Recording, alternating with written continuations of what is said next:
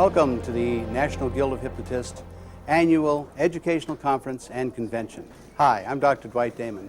I know you're going to find many things of interest here, so thanks for joining us. Hi, I'm Patty Chapman. I'm here to register. Okay. Here, Patty, here's your banquet ticket. Your name badge will be in that. And here's your manual and all your material on your package. And the workshops? Anytime today, you can come and pick them up here. Okay, super. Thank you. Have a good day.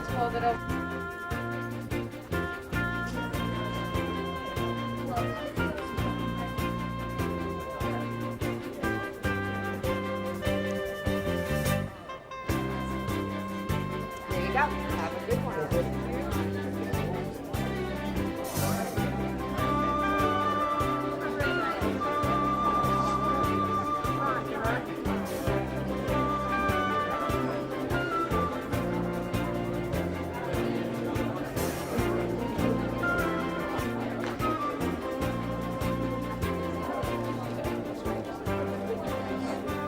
Then we got a nice break included in the alternative health section. Well, it was all alternative health. The Reader's Digest Family Guide to Natural Medicine. And we got a nice little blurb in there and also a picture. Now this picture also is going to be used, we were called by a company, I believe it's Grolier. About 2 years ago, either 2 or 3 years ago, we were called by Mary Hitchcock Medical Center up at Dartmouth about participating in a research project on the second most common ailment, which is irritable bowel syndrome. Makes me nervous just talking about it. And Sonia? Sonia, yes. And you are here with... I'm here with the National Guild. I'm a member of the National Guild, and I'm a hypnotherapist. What do you like best about the conference? The people. So many different kinds of people and so many different topics that they talk about, and the diversity is extraordinary, and people are really friendly. So that's it's like coming home. Yes. And is this your first conference? This is my fifth. This is your fifth. All right. And where are you from? I'm from Seattle, Washington. I've been a hypnotherapist for 11 years, and I teach professional hypnotherapy at Tacoma Community College in Tacoma, Washington. Is this your first time to the convention? No, second time. Second time, all right. Yes, I was here last year as well. All right. It's the first one for me. First one for you. I know there's a lot going on. There is. And sometimes it can be a bit overwhelming, but all of the information is just wonderful. I look forward to this every year. I go home really enthused and motivated and with lots of new skills and tools. Is that the same for you? Yeah, it's fabulous. The energy and the motivation is unbelievable. You know, you go away from here walking about a foot off the ground. Yes. I'm from Liverpool, New York. Okay, and Rob? Yes. Telford, Pennsylvania. Okay, and I don't know... New York City, my name is Annie. Yeah, all right, and where are you from? Clifton Park, New York, and I'm Peggy. All right, is this the first time at the convention, or have you been here before? It's my 7th time or 8th, I don't know. I started with the first convention in Danvers. Peggy's written a couple of books, one smoking and the other with weight. And I'm so excited this year because I remember when Peggy had talked to me about, I don't know if I can work with weight clients. I'm really good with smoking, but I don't know. And here she is 3 years later, an authority on the subject. And her sister I met through Peggy, so we just kind of were passing as we all do in the hall. One of the things that she had pointed out, some of the sharing and the fact that people were very friendly. If you ask them a question, anybody will stop and talk to you. And since it's a group of professionals, it's very interesting to get feedback from other people and what they're doing. Have you come to the convention before? Yeah, this is my 6th year. All right, why do you keep coming back? It's the largest hypnosis convention in the country, and you get a really nice cross-section of the very clinically oriented people to the more metaphysical, but it's a very good clinically oriented convention, and you get all the good speakers. Some of the biggest names in hypnosis always come to this one. Now, are you a hypnotherapist? Yeah, that's my primary practice. I have a doctorate in psychology, and I'm a licensed alcohol and drug counselor. All right, so you're able to utilize some of the things that you learn here back in your practice? Yeah, I use it a lot for the alcohol and drug counseling. I used to run a mental health center, or the detox unit of a mental health center, and I used hypnosis a lot. Is there anything that stands out specifically in your mind that is maybe the highlight of the convention or something that you would like to share? Well, personally, I always like at every convention they either have one night or a couple of nights where they have hypnosis shows. And to me, maybe because I'm a clinically oriented person, I like showing up and seeing the hypnosis show.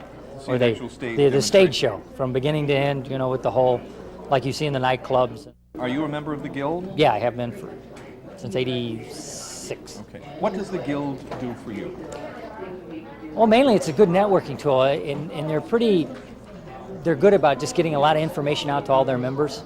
So not just Guild members, but you find out what's going on everywhere with all the other hypnosis organizations, and it keeps you in track of all the latest trends and what's going on. And the deeper you go, the better you feel. The deeper you go, the better you feel. Relax every muscle, every nerve in your entire body, from the top of your head right down through the very tips of your toes.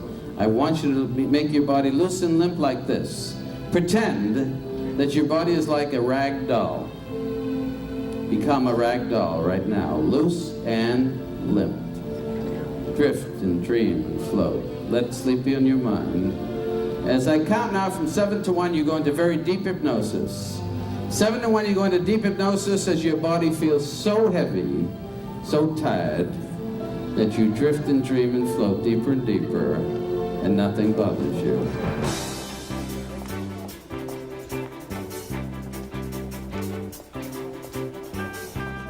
That's good, and I don't want to take credit for that method. Those are Don Martin's methods, and I believe in his methods, and I believe in getting them out, because they work. They worked on me, and they will work on a lot of people, and they work for more than just the phobias.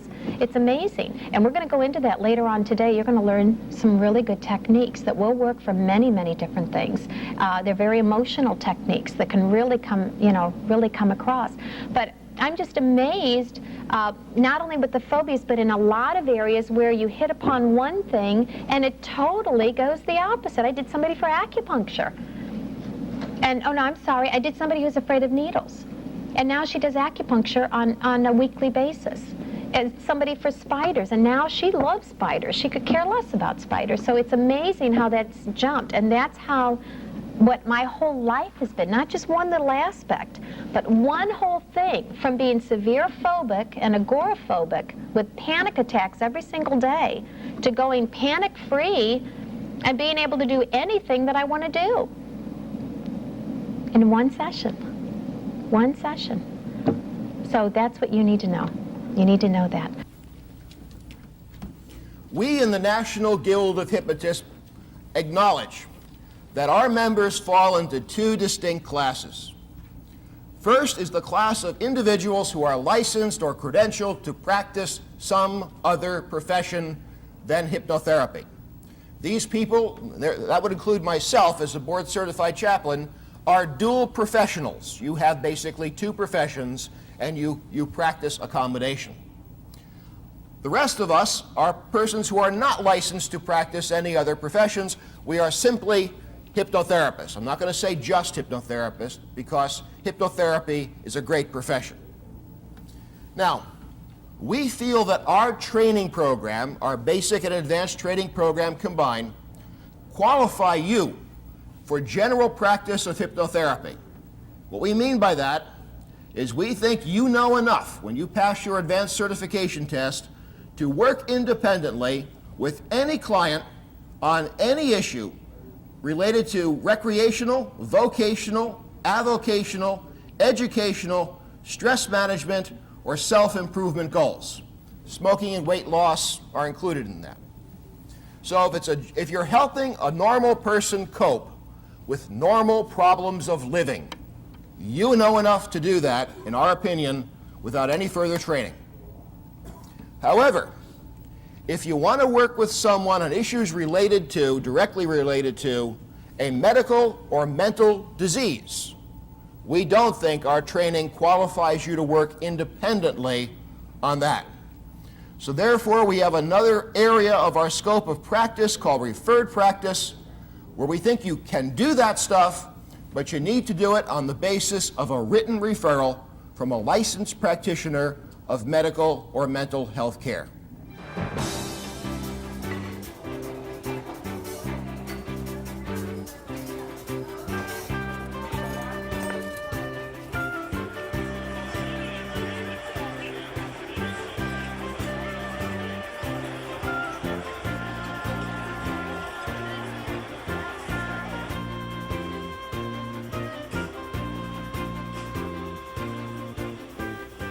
But this is the Ormond McGill chair. You know, every university has a chair.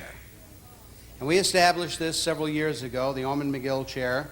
And again, this is all laser inscribed. It comes with pedigree papers. They're underneath there in a pouch. No, it really does. So you can pass it down in the family tree. And it's gone to such palatial estates as the Castle in the Clouds down in Missouri with Don Martin. And, well, we've had some very fine recipients of this. And this is chosen by you attendees, the presenter of the year. So your nominations this year, before you leave, will help us to choose the winner that will receive the chair next year. Well, they're quiet. Henry Leo Baldock. Henry, come on up here.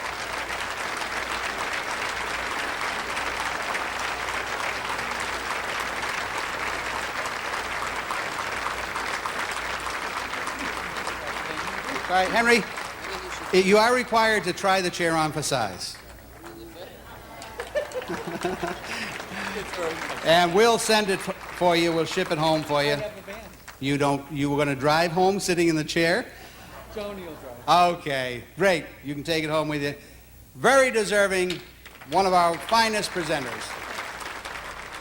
Dr. Hughes, I understand that you are a founding member of the National Guild of Hypnotists. That's correct, Steve.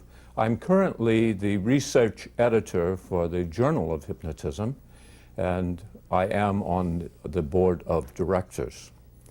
In the early 1950s, I had the wonderful good fortune of seeing an advertisement for a lecture on hypnotism that was to be held at the Hypnotism Center in Boston, Massachusetts. It was at that lecture that I made the acquaintance of my mentor and dear friend, Dr. Rexford L. North, who later became the founder for the Guild. I've had the privilege of watching the Guild grow from a small group of enthusiastic hypnotists to its present status as the world's largest hypnosis organization, with membership over 5,000. The name, the National Guild of Hypnotists, is really a misnomer, as we have members from all over the world, and it is truly an international organization. Well, my background is that I've been involved in hypnosis. This is my 25th year. I was initially trained by one of the presenters here, Fred Chavo, and my training was in some basic hypnosis, and what got me so involved in hypnosis was the basics assisted my life. At that time I was a pretty anxious person, addicted to Librium, addicted to Darvon for headaches. I smoked about 3 packs of cigarettes a day, and when I was hypnotized that first time, something changed. I think some people might call it a rebirthing, but for me it was just an enlightenment that said, wow, I don't need to be anxious, I don't need to be nervous. So from that point on, it's just been a quest of mine to feel good, and so it's really a selfish need that I've gotten involved in hypnosis. All right, now, speaking about hypnosis, if the person comes up to you and says, well, what is it? What is hypnosis? Yeah, what a subjective question. What is hypnosis? Hypnosis is, to me, different for each individual, but allow me to maybe give you a generic statement for my interpretation of hypnosis. It seems as though it's a way of communicating to that inner part of our mind that is in conflict with the outer part of our mind. So when the logical mind says, I need to quit these cigarettes, and the inner part of your mind says, but I love them, and throws them in the mouth, hypnosis communicates to that part of your mind a new message, because that mind has a different interpretation. We could also say, you know, hypnosis is a relaxed state, and on, but I think really the issue is, I view hypnosis as a way of balancing the 2 levels of consciousness and bringing about an awareness to our behavior that's automatic. All right, now as far as your practice as a hypnotherapist, why did you really choose this? That's good, that's good. In '71 is when I chose to do it as a full-time living. I chose it because I noticed that the more times I would hypnotize somebody else, the more they were feeling good. And I think our ego in life wants us to assist somebody else in feeling good. We always like that compliment of, thanks, Larry, it felt good. Or we always like to see somebody smile when we give them a gift. And I think one of the greatest gifts that I had to give them was my person saying to them, and you'll feel better not smoking, or you'll feel better not eating excessively, or whatever the goal may have been.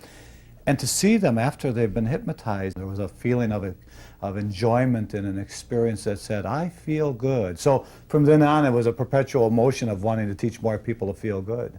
Now, you have a practice. Yes, I do. And your practice is in Chicago. Yes. How many patients or clients do you see a week? My average is about 40 or 50 clients a week, and it's consistent. I don't advertise. I've never advertised. I've never solicited business. It's only been word of mouth. So the 40 or 50 people a week that I see are referrals. I see maybe 20 new people a week, and the other 30 or so people would be people who would come in regularly more than once, maybe multiple times. What is the average thing that a person comes in for? You know, that's a common question. What is the average thing that a person comes in for? I think that we might view the average being whatever's in right now in society. I could remember back in the 70s when it was real popular to come in for hypnosis for stress reduction and motivation and business and things like that. And then in the middle 80s, there was a big shift to quitting smoking as everybody wanted to quit smoking. Always it's been losing weight and sleeping better and stress reduction and different areas of learning improvements. But I think that probably most of my income comes from smokers. And smokers are great commercials because, boy, when you get John to quit smoking, who smoked 2 packs a day, doesn't he tell all of his smoking friends? So it's really kind of a chain reaction when you work with smokers. Now, as far as education for a hypnotherapist, are there various organizations? I mean, I know we have the National Guild of Hypnotists, and you're involved in that. What have they done for you? I hear a couple of questions there, and I hear a question related to education and that there are many groups, and what has the Guild done for me, I think is your last part. The Guild to me is a great way of creating unity. I have never belonged to a group in 25 years of hypnosis in terms of, yes, I send in my yearly donations and I support them and I'll speak to their groups and topics that they might have. But the Guild is the first group that I've come across where I've felt supportive of, where I was willing to put my reputation into it and say, yes, I belong to the National Guild of Hypnotists. And I think the reason is because what I've noticed them doing, you say, what have they done for me? It's a good question. I think my ego is beyond what can you do for me. Now it's what are you doing for hypnosis, because I sort of feel like hypnosis is me. And what the National Guild of Hypnotists does for hypnosis is they show it as a profession, like a truck driver or a doctor or an airplane pilot. They don't show it anymore as kind of a thing where a lot of people do things called hypnosis. So the Guild has put some unity into the professional direction of hypnosis. The Guild is a very strong support towards an ethical base of hypnosis. Being involved in hypnosis the way I am, I'm kind of a stickler for ethics. And ethics to me are that it needs to look good, it needs to be okay. No matter what I'm doing in Chicago with hypnosis, if somebody else is doing something inappropriate in New York or Florida, it's going to reflect back into Chicago, as we might see on some TV programs and things. You know, it's like changing some words around and making hypnosis look like what people fear it is. And so the Guild is a real magical place, I think, for the hypnotist to become involved with. Now, what do you see as the future of hypnosis? To me, the future of hypnosis is that less people will be fearful of it, as I've noticed over the years, as I also teach hypnosis in Chicago, and meaning I teach self-hypnosis to people. So the future of hypnosis is not the hypnotist or the hypnotherapist who's going to apply it as much as the consumer or client who's going to use it. So to view the future of hypnosis, I view the future of hypnosis as being a great way for people to live longer, be healthier, feel better about themselves. Because in a sense, I view hypnosis as nothing more than dehypnosis. We've been hypnotized by our parents and our teachers and our peers to feel and believe who we are that's inadequate or inappropriate to our needs. I think hypnosis erases that old belief and says, no, this is who I really am, this is what I'm capable of. So I think hypnosis has a great place in the future for teaching our society to feel better about themselves, teach them self-love, feel good about themselves. My background is primarily in education. I was trained as an educator, as a schools teacher, started out as a school teacher and then became a high school guidance counselor, and then a junior high school and high school principal. Primarily that was it, and I really didn't have hypnotherapy on my mind until later, about 5 years ago, when I started taking hypnosis courses and hypnotherapy training. So my background in education certainly helped, and as a counselor, in schools certainly helped, but it's only been the last 5 or 6 years that I began doing hypnosis and hypnotherapy, using hypnosis as a part of my counseling process. All right. Now, why did you become a hypnotherapist? Well, I like the work. I was 12 years in the public school systems, 12 years as a teacher, guidance counselor, and principal of schools. I just wanted something more one-on-one, something where I felt I was doing more good by counseling individuals as opposed to whole groups of kids and whole groups of people. Now, seeing patients, clients that come into you, the question comes up and they say, what is hypnotism? What is hypnosis? What is it? Well, I usually respond. I try not to get too technical in my responses, but people usually want a quick answer. And I usually say, and this is true, well, daydreaming is a form of hypnosis. Being lost in thought is a form of hypnosis. All the things like meditation, yoga, biofeedback, and so on are really forms of hypnosis. So hypnosis is simply a state of mind where a person, and everyone has been hypnotized hundreds and hundreds of times. So it's a completely natural state of mind that people slip in and out of, except that in hypnosis, the person is super receptive to positive suggestions. But as an educator, are you now teaching people to hypnotize? Yes, I am. My job is as a teacher. I still see a large part of my job as a teacher, so I'm training new hypnotherapists coming into the field. All right. Now, if you're training these people, I mean, who comes to you to be a hypnotherapist? A lot of people do. I train approximately 100 people or so a year.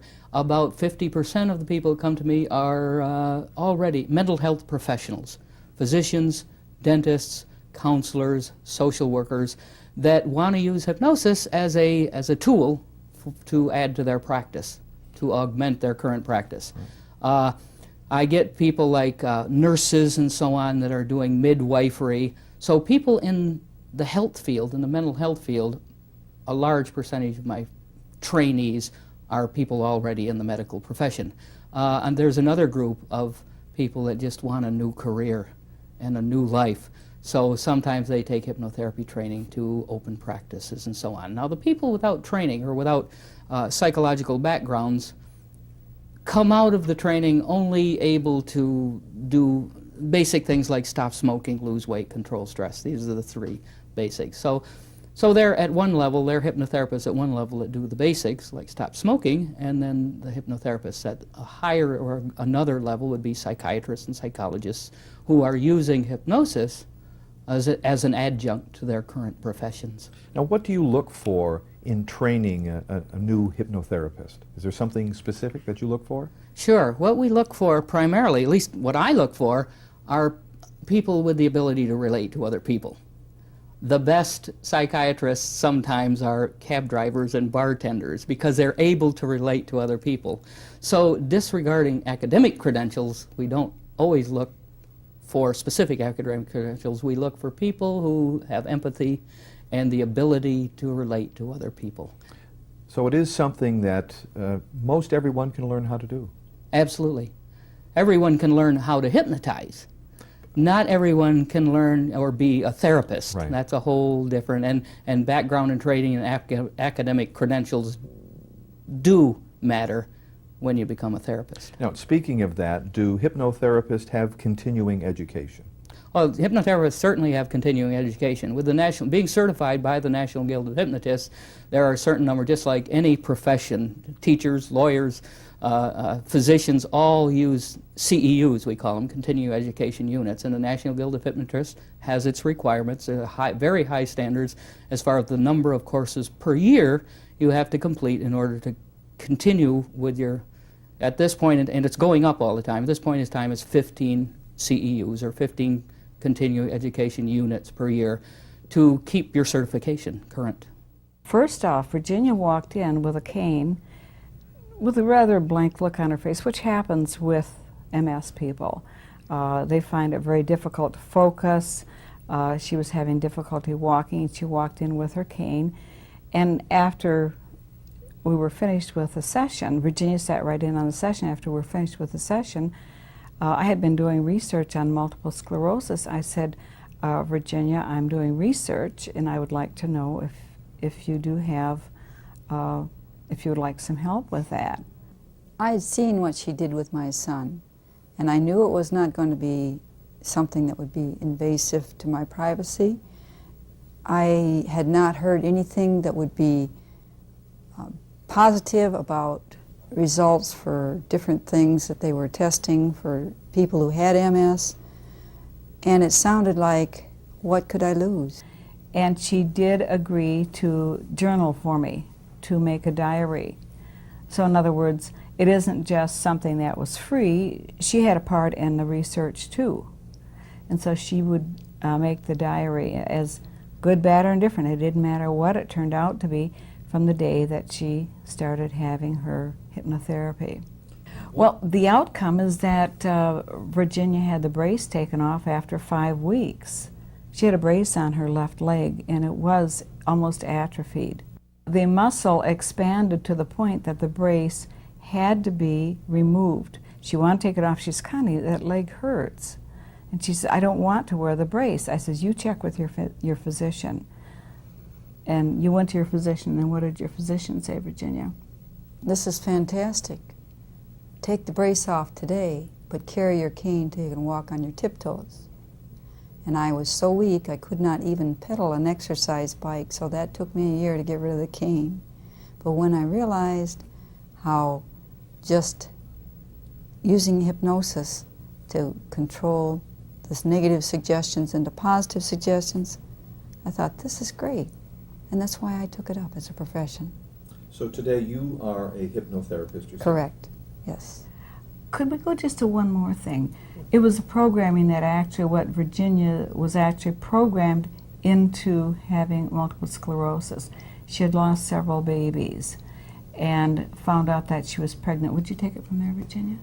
Well, when they told me I was pregnant for my last child, they said, you have either MS or sugar. If it's MS, the baby most likely will be born healthy. If it's sugar, you will lose the baby. And so it was almost as though I was pre-programmed to have MS. She had to have MS. She didn't want to lose the baby. So it was almost a psychological suggestion? Yes. Yes. And so that disturbs the immune system. And I was also, when I was, the neurologist told me about MS, because I didn't have any idea what it was, he said, well, you'll most likely be mobile for 10 years. So at 8 years, they put a brace on my leg, and I was getting to the point where I would not have been mobile when I met up with Connie. She already had her wheelchair. That is an amazing story. And I thank the both of you for sharing Virginia's an amazing person. Virginia is currently at this time an advanced clinical hypnotherapist at 2 different clinics, and she's also a hypnotherapy instructor. For the NGH. For the NGH, the National Guild of Hypnotists. So I'm pretty proud of her. George, what is your background and why did you become a hypnotherapist?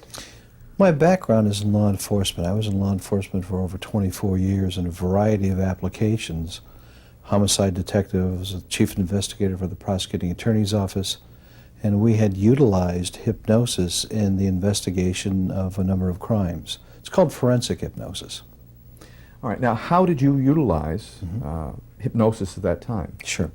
Forensic hypnosis, probably a good definition would be it's the application and the management of hypnosis in the investigation of criminal and civil actions. What occurs is that, for example, someone may see an incident, maybe a license plate number or a face or a name or whatever that is, and it could be registered consciously but then slips into the subconscious mind. Using hypnosis, you can actually go into the subconscious mind, bring back that information. It's kind of like refreshing the memory of willing witnesses and victims of crimes. So now you utilize that today in your practice? Yes, certainly do. We're called upon not only by police agencies, law enforcement agencies, but also by private firms, private attorneys to be able to refresh the memory of individuals involved in a situation that perhaps their memory is not too clear for what occurred. What type of training do hypnotherapists have? In my case, I was fortunate because I began as a law enforcement officer and came in with all that investigative knowledge, However, there are a number of courses that are featured around the country. We at the National Guild provide a course on forensic hypnosis at every conference that we've ever held. It's providing those individuals interested in that facet to understand what's involved. It's usually at least a good 2 weekend courses. So there is a standardization? Yes. Throughout the country?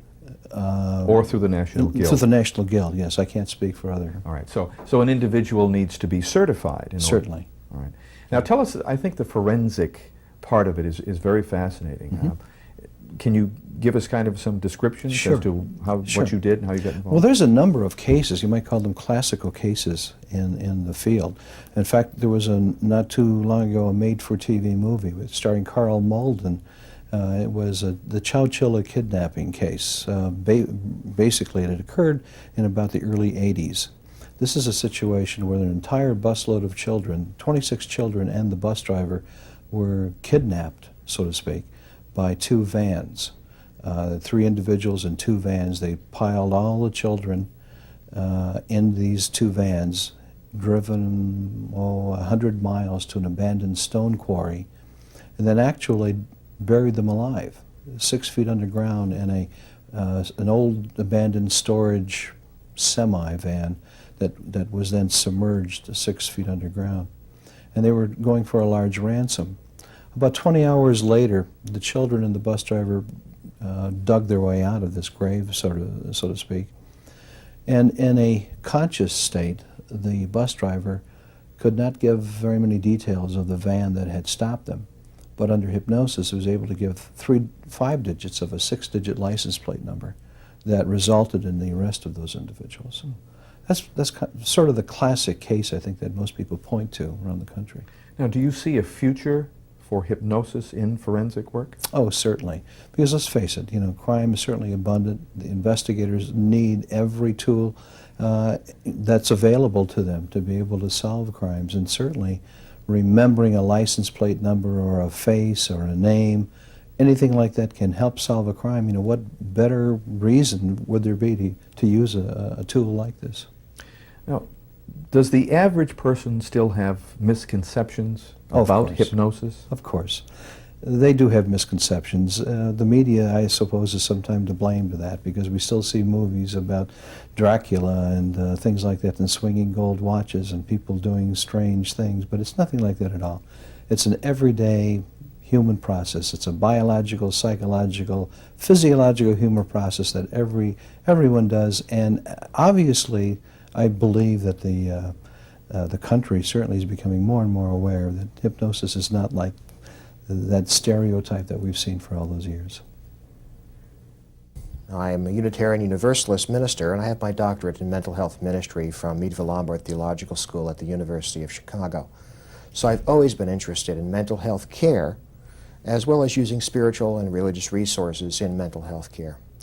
As far as hypnosis goes, my interest in that goes way back. When I was 10 years old, I purchased my first book in hypnosis with quarters saved from my allowance.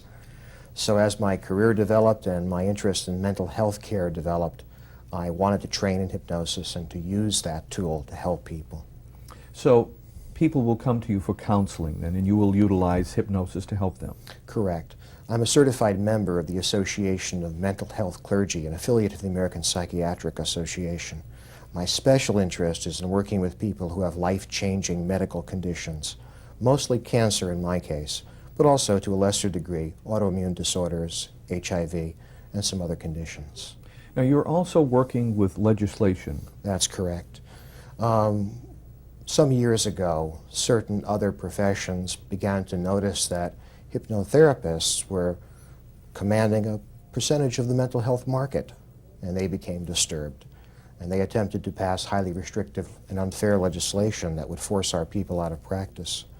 As it happens, as a legitimate member of the clergy, my personal practice, which is sanctioned by my denomination, is exempt from regulation by the state government. So I couldn't be threatened, I couldn't be attacked, and I was therefore asked by the National Guild of Hypnotists if I would be willing to take the point and to see if we could get some corrective legislation passed. I've been working mostly in my home state of Illinois, But recently I've been asked to take on responsibilities for the national effort. All right. Now, what are some of the areas that you're going into as far as the legislation? Do some of the members contact you or the Guild if they're having a problem in their state? They should contact the Guild, and that will be, then it will be routed appropriately. In terms of what we're doing for legislation, is we're seeking to pass a registration law for the practice of hypnotherapy in every state.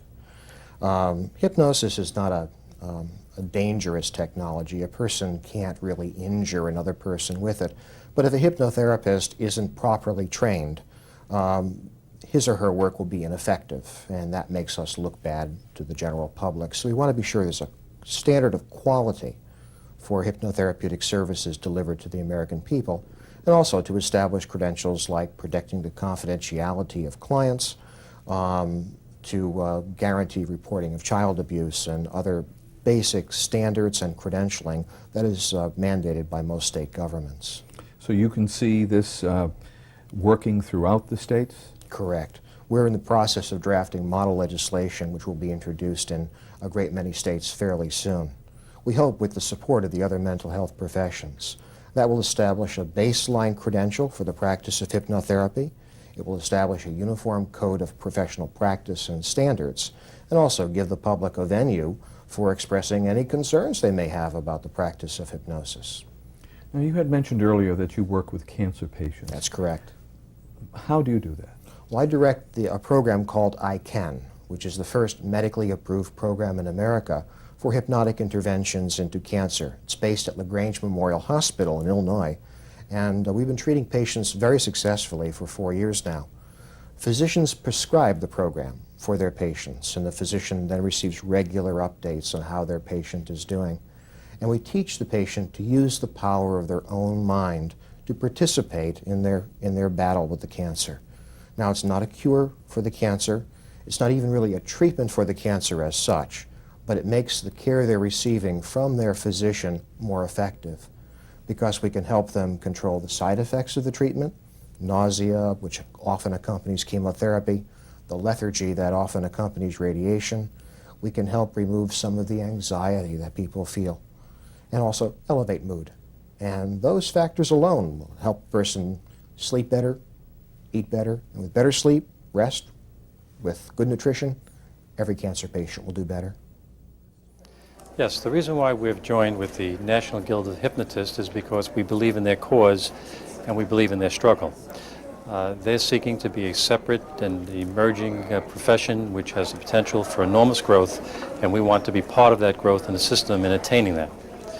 We're assisting them in legislative battles in many of the states throughout the country, and we are gaining much success in many of those battles, and we look forward to continuing to do so.